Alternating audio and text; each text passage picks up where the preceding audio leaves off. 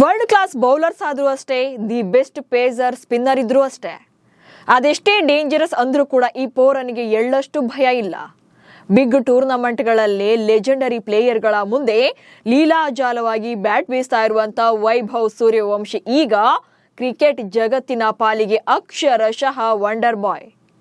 IPLನಲ್ಲಿ ದಿಗ್ಗಜರನ್ನೇ ಬೆರಗಾಗಿಸಿದ್ದ ಅದೇ ವೈಭವ್ ಈಗ ICC ಅಂಡರ್-19 ವಿಶ್ವಕಪ್ನಲ್ಲೂ ಕೂಡ ವಿಶ್ವರೂಪ ತೋರಿಸಿದ್ದಾರೆ.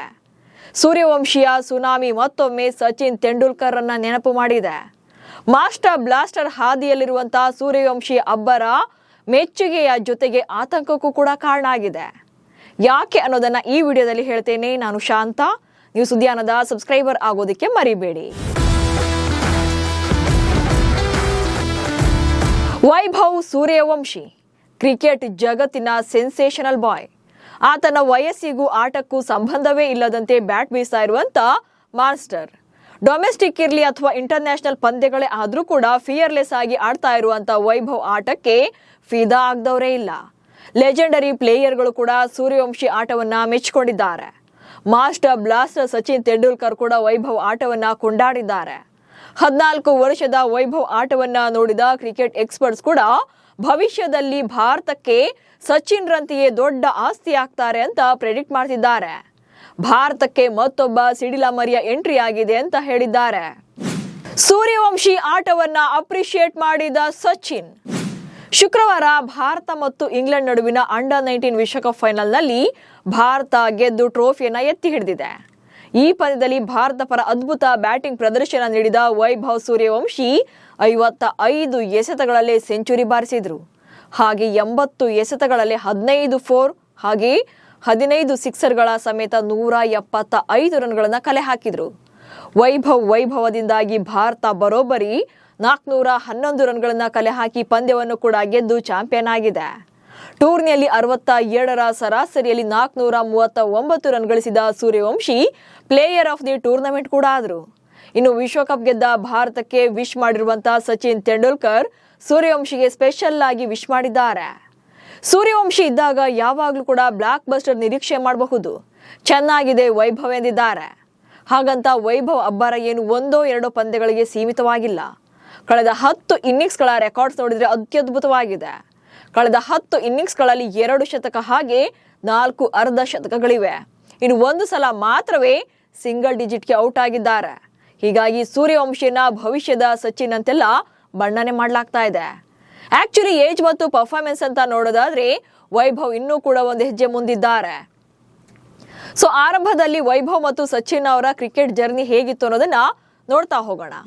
ಮೊದಲನೇದಾಗಿ ಆರಂಭದಲ್ಲಿ ಅವರಿಬ್ರು ಕೂಡ ಶುರುವಾಗುವಂತ ಟೈಮಲ್ಲಿ 14ನೇ ವಯಸ್ಸಿನಲ್ಲಿ ಸಚಿನ್ ತೆಂಡೂಲ್ಕರ್ ಅವರು ಹ್ಯಾರಿಸ್ ಶೀಲ್ಡ್ ನಲ್ಲಿ ಪ್ರಾಬಲ್ಯವನ್ನ ಮೆರೆದಿದ್ರು. ಇದು ಸ್ಕೂಲ್ ಮಾದರಿಯಲ್ಲಿ ನಡೆಯುವಂತ ಪಂದ್ಯಗಳಿತ್ತಲ್ಲ, ಅಲ್ಲಿ ಸಚಿನ್ ಅವರು ಹೆಚ್ಚಿನ ಪ್ರಾಬಲ್ಯವನ್ನ ಹೊಂದಿದ್ರು. ಬಟ್ ಅದೇ 14ನೇ ವಯಸ್ಸಿನಲ್ಲಿ ವೈಭವ್ ಸೂರ್ಯವಂಶಿ ಆಲ್ರೆಡಿ IPL ಮತ್ತು ಅಂಡರ್-19 ನಲ್ಲಿ ಶತಕ ಬಾರಿಸಿದ್ದಾರೆ. ಸೊ ಒಂದ್ ರೀತಿಯಾಗಿ ವಂಡರ್ ಕಿಡ್ ತರ ಕಾಣಿಸ್ತಾ ಇದ್ದಾರೆ. ಇನ್ನು ವೃತ್ತಿಪರ ಡೆಬ್ಯೂ ಅಂತ ಬರೋದಾದ್ರೆ ಸಚಿನ್ ತೆಂಡೂಲ್ಕರ್ 15ನೇ ವರ್ಷಕ್ಕೆ ಬರ್ತಾರೆ. ಅಂದ್ರೆ 15 ವರ್ಷ 232 ದಿನಗಳಿಗೆ ರಣಜಿಗೆ ಡೆಬ್ಯೂ ಅನ್ನ ಮಾಡ್ತಾರೆ. ಇನ್ನು ವೈಭವ್ ಸೂರ್ಯವಂಶಿ 12 ವರ್ಷಕ್ಕೆ ರಣಜಿಗೆ ಬಂದಿದ್ದಾರೆ. 12 ವರ್ಷ 284 ದಿನಗಳಿಗೆ ರಣಜಿಗೆ ಡೆಬ್ಯೂ ಮಾಡಿದ್ದಾರೆ. ಇನ್ನು ಅಂಡರ್-19 ವಿಶ್ವಕಪ್ ಬಗ್ಗೆ ನೋಡೋದಾದ್ರೆ ಸಚಿನ್ ತೆಂಡೂಲ್ಕರ್ ಅವರು ಭಾರತ ಪರ ಅಂಡರ್-19 ವಿಶ್ವಕಪ್ ಅನ್ನ ಆಡಿಲ್ಲ. ಅವರು ಡೈರೆಕ್ಟ್ ಆಗಿ ಭಾರತ ಪರ ಸೆಲೆಕ್ಟ್ ಆಗ್ತಾರೆ, ಅಂದ್ರೆ ಭಾರತ ಪರ ಕಣಕ್ಕಿಳಿತಾರೆ. ಇನ್ನು ಸೂರ್ಯವಂಶಿ 2026ರ ಅಂಡರ್-19 ವಿಶ್ವಕಪ್ ನಲ್ಲಿ ಆಡಿದ್ದಾರೆ. ಹಾಗೆ ಫೈನಲ್ ಪಂದ್ಯದಲ್ಲಿ ಪಂದ್ಯ ಶ್ರೇಷ್ಠ ಜೊತೆಗೆ ಇಡೀ ಟೂರ್ನಿ ಶ್ರೇಷ್ಠ ಪ್ರಶಸ್ತಿಯನ್ನ ಪಡ್ಕೊಂಡಿದ್ದಾರೆ. ಇನ್ನು ಆ ಏಜ್ ಅಲ್ಲಿ ಬೆಸ್ಟ್ ರೆಕಾರ್ಡ್ ಅಂತ ನೋಡೋದಾದ್ರೆ ವಿನೋದ್ ಕಾಂಬ್ಳಿ ಜೊತೆಗೆ 664 ರನ್ಗಳ ಜೊತೆ ಆಟವಾಡಿದ್ದು ಸಚಿನ್ ಅವರ ಅತಿ ದೊಡ್ಡ ದಾಖಲೆಯಾಗಿದೆ. ಇನ್ನು ವೈಭವ್ ಸೂರ್ಯವಂಶಿ ಅವರ ಈ ಏಜ್ ಅಲ್ಲಿ ಇರುವಂತ ದೊಡ್ಡ ದಾಖಲೆ ಅಂತಂದ್ರೆ IPL ಹಾಗೆ ಲಿಸ್ಟ್ ಎ ಕ್ರಿಕೆಟ್ ನಲ್ಲಿ ಶತಕ ಸಿಡಿಸಿದಂತ ಅತ್ಯಂತ ಕಿರಿಯ ಆಟಗಾರ ಎನಿಸ್ಕೊಂಡಿದ್ದಾರೆ.